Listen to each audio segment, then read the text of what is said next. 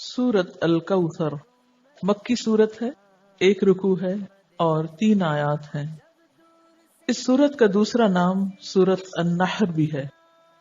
اس کے شان نزول میں ایک روایت آتی ہے، دلائل النبوہ میں ہے کہ جس شخص کی اولاد یعنی بیٹا مر جائے تو عرب اس کو ابتر کہتے تھے۔ ابتر کہتے ہیں جڑ کٹے کو، کہ اس کی نسل ختم ہو گئی۔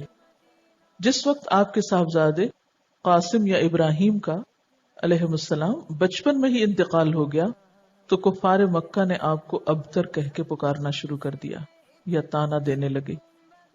ایسا کہنے والوں میں عاص بن وائل کا نام خاص طور پر ذکر کیا جاتا ہے۔ اس کے سامنے جب آپ کا ذکر کیا جاتا، آپ کی کوئی بات کی جاتی تو نفرت سے کہتا اس کی بات چھوڑ دو، یہ کچھ فکر کرنے کی چیز نہیں، کیونکہ وہ تو ابتر ہے، اس کو ختم ہونے دو، اس کا تو کوئی نام لینے والا بھی باقی نہیں رہے گا۔ جب اس کا اپنا انتقال ہو گیا تو کوئی بھی اس کو یاد نہیں رکھے گا، کیونکہ عربوں کے ہاں بیٹے ایسی چیز تھے جن پر وہ بھروسہ رکھتے تھے اور جنہیں اپنی شان اور عزت کی چیز سمجھتے تھے۔ تو اس پر اللہ تعالیٰ نے آپ پر یہ سورت نازل فرمائی۔ بسم اللہ الرحمن الرحیم، انا اعطیناک الکوثر، بے شک ہم نے آپ کو کوثر عطا کی۔ کوثر کا لفظ کاف سے رے سے ہے، کثرت کے معنی میں۔ اس کے کئی مفہوم بتائے گئے ہیں۔ ایک معنی تو اس کا خیر کثیر سے کیا گیا ہے کہ بہت کثرت سے ملنے والی خیر اور بھلائی، کیونکہ کوثر کے لفظ میں بھی مبالغہ پایا جاتا ہے، اس کا لفظی معنی ہی خیر کثیر بنتا ہے، تو بعض نے اس کو لفظی معنی میں لیا ہے۔ پھر اسی طرح اس سے مراد وہ نہر بھی لی گئی ہے جو جنت میں آپ کو عطا کی جائے گی۔ پھر اسی طرح اس سے مراد وہ حوض بھی ہے جس سے آپ اپنی امت کو پانی پلائیں گے۔ ابن کثیر نے کوثر سے مراد خیر کثیر ہی لیا ہے، کیونکہ خیر کثیر میں پھر ساری چیزیں آ جاتی ہیں، وہ جنت کی نہر بھی آ جاتی ہے، حوض کوثر بھی آ جاتا ہے، اور آپ کو جو فتوحات دنیا میں نصیب ہوئی، اسلام کا بول بالا ہوا، آپ کا مشن آپ کی زندگی میں مکمل ہوا، یہ تمام چیزیں اس ایک لفظ میں شامل ہو جاتی۔ گویا جتنی نعمتیں آپ کو ملی ان سب کے لیے ایک جامع لفظ ہے کہ آپ کے دشمن آپ کے بارے میں جو بھی کہیں، لیکن ہم نے آپ کو خیر کثیر عطا کر دی ہے، وہ خیر کثیر جس کا سلسلہ دنیا سے شروع ہو کر آخرت تک جاتا ہے، یعنی صرف آخرت میں نہیں، دنیا میں بھی آپ کو خیر کثیر عطا ہوئی۔ اس کے بارے میں کچھ احادیث بھی ہیں۔ حضرت انس کہتے ہیں کہ ایک روز آپ صلی اللہ علیہ وسلم مسجد میں ہمارے درمیان تھے، اچانک آپ پر ایک قسم کی نیند یا بے ہوشی سی طاری ہوئی، پھر ہنستے ہوئے آپ نے سر مبارک اٹھایا۔ ہم نے پوچھا، اے اللہ کے رسول صلی اللہ علیہ وسلم، آپ کے ہنسنے کا سبب کیا ہے؟ آپ نے فرمایا کہ مجھ پر اس وقت ایک سورت نازل ہوئی ہے، یعنی اس سورت کے نازل ہونے پر آپ مسکرائے۔ پھر آپ نے بسم اللہ کے ساتھ یہ سورت کوثر پڑھ کر سنائی۔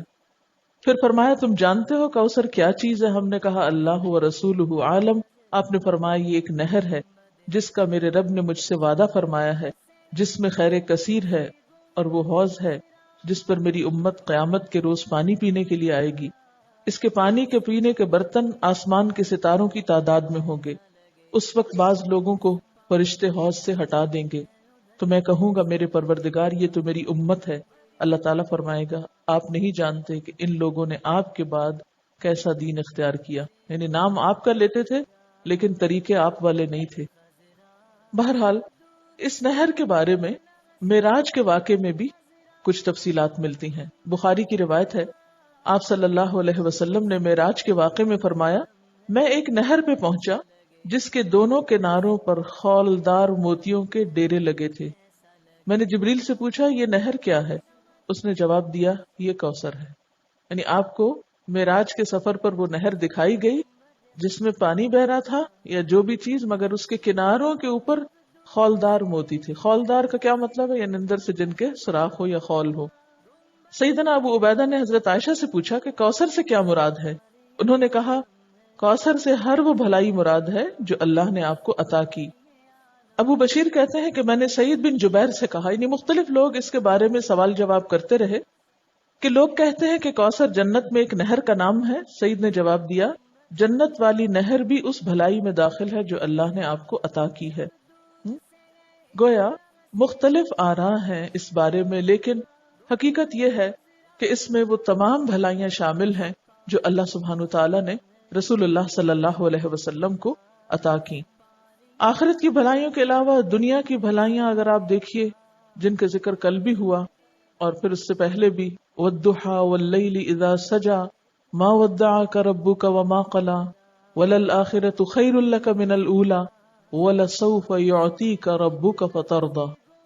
تو یہ جو ہے وَلَسَوْفَ يُعْطِيكَ رَبُّكَ فَتَرْضَىٰ، یہ بھی اسی خیر کثیر میں شامل ہے۔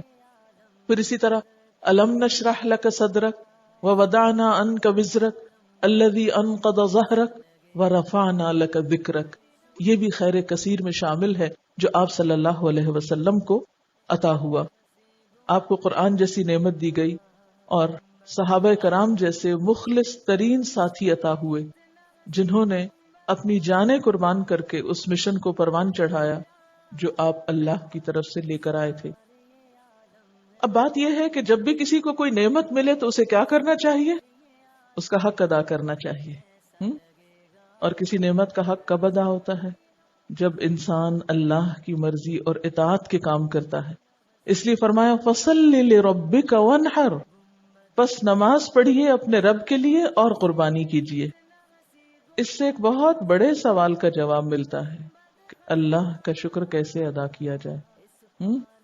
آپ کو بھی خیر کثیر مل رہی ہے، قرآن کی نعمت، تو اس کے شکرانے کے لیے بھی خاص نوافل پڑھنے ہیں، ٹھیک ہے، اور اس کے ساتھ صدقہ بھی کرنا ہے۔ امید ہے یہ دو کام آپ صبح ہی کر کے آئے ہوں گے، لیکن اگر بھول گئے ہیں اور جلدی میں تھے اور ٹیسٹ کے پریشر میں تھے اور پریشانی میں تھے تو اس کے بعد آپ جا کر لیجئے، کیونکہ اسی طرح شکرانہ ادا کیا جاتا ہے۔ ایک طرف بندہ اللہ کا حق نہ بھولے اور دوسری طرف بندوں کا نہ بھولے۔